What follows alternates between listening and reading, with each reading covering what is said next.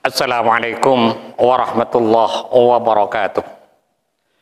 Bismillahirrahmanirrahim. Alhamdulillahirabbil alamin. Allahumma shalli wa sallim ala sayyidina Muhammadin wa ala alihi wa sahbihi ajma'in. Amma ba'du. Sahabat Gema Nusantara dimanapun saja ada semua berada, senang sekali rasanya pada kesempatan yang sangat bahagia ini saya kembali bisa menyapa Anda dalam suasana penuh bahagia serta dalam kondisi sehat walafiat. Semoga kita semua senantiasa dalam lindungan Allah Subhanahu wa taala, dimudahkan segala urusan dan dihilangkan segala macam bentuk kesulitan. Amin amin ya rabbal alamin.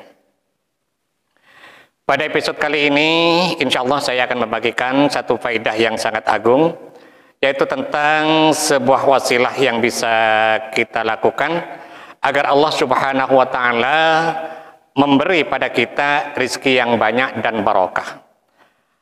Agar Allah Subhanahu wa taala menganugerahkan pada kita harta yang melimpah dan maslahah, sehingga bisa kita gunakan dalam menjalani kehidupan sehari-hari.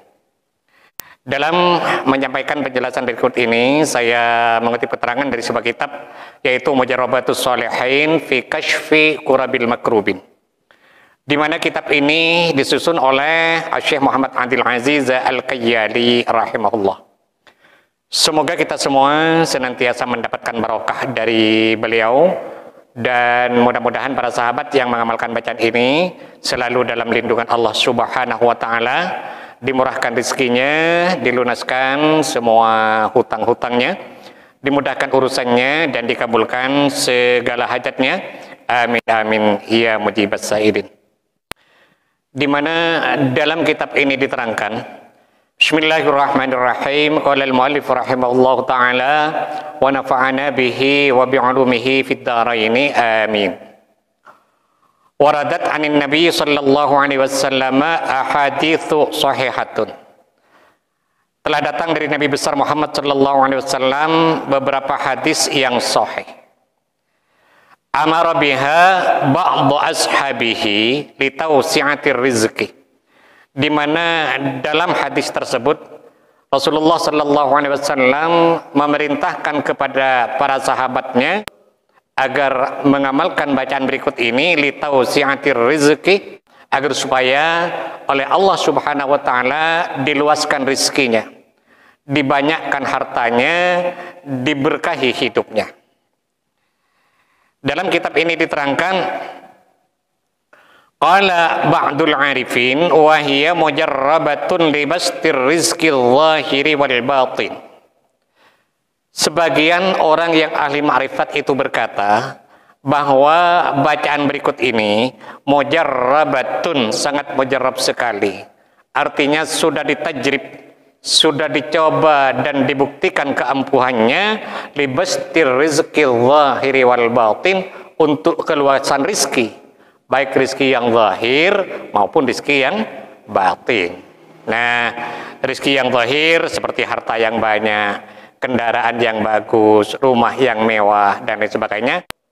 Sementara rizki batin seperti ilmu yang barokah dan bermanfaat, keimanan yang kuat, ibadah yang mantap, dan lain sebagainya. Nah, baik rizki yang zahir maupun rizki yang batin, semuanya diluaskan oleh Allah Subhanahu wa taala, barokah bacaan ini. Wahia hadhihi, adapun bacaan tersebut adalah La ilaha illallahu al-malikul haqqul mubin mi'ata marratin kulla yaum, yaitu membaca lafaz la ilaha illallahu al-malikul haqqul mubin 100 kali setiap hari, kemudian membaca subhanallahi wa bihamdihi subhanallahil azim astaghfirullah mi'ata marratin kulla yaumin. Jadi dua bacaan yang dibaca masing-masing 100 kali. Pertama bacaan la ilaha illallah al-malikul haqqul mubin 100 kali, baru setelah itu membaca subhanallahi wa bihamdihi subhanallahil azim astaghfirullah, itu juga dibaca 100 kali. Dalam kitab ini diterangkan wastahsana katsirun minal asyiyah, sebagian besar para masyayikh istihsan, memandang baik, antakuna baina sunnatis subhi wal fardhah, bahwa dua bacaan tersebut tadi, yakni la ilaha illallah al-malikul haqqul mubin 100, kemudian subhanallahi wa bihamdihi subhanallahil azim astaghfirullah 100, itu menurut sebagian besar para masyayikh sangat baik sekali jika bacaan itu dibaca antara salat sunat qabliyas subhi dan salat subuh. Jadi pertama kita melakukan salat sunat qabliyatas subhi, usolli sunnatan qabliyatas subhi, setelah adzan subuh. Habis itu kita membaca la ilaha illallah al-malikul haqqul mubin 100 dan subhanallahi wa bihamdihi subhanallahil azim 100 kali. Baru setelah itu kita melaksanakan salat subuh. Fa in fatat fi dzalika fa ba'da shalatis subhi wa qabla tulu'is syamsi. Jika tidak bisa dikerjakan pada waktu tersebut, misalnya kita berjamaah di sebuah masjid, sementara waktunya sangat mepet, antara azan dan iqamah itu sangat sedikit sekali waktunya, sehingga secara akal tidak bisa membaca dua bacaan tersebut. Nah, di sini diterangkan jika sulit dikerjakan pada waktu itu, fa ba'da sholatis subhi wa qabla tulu'is syamsi, maka boleh dikerjakan setelah selesai melaksanakan salat subuh, tapi sebelum terbit matahari.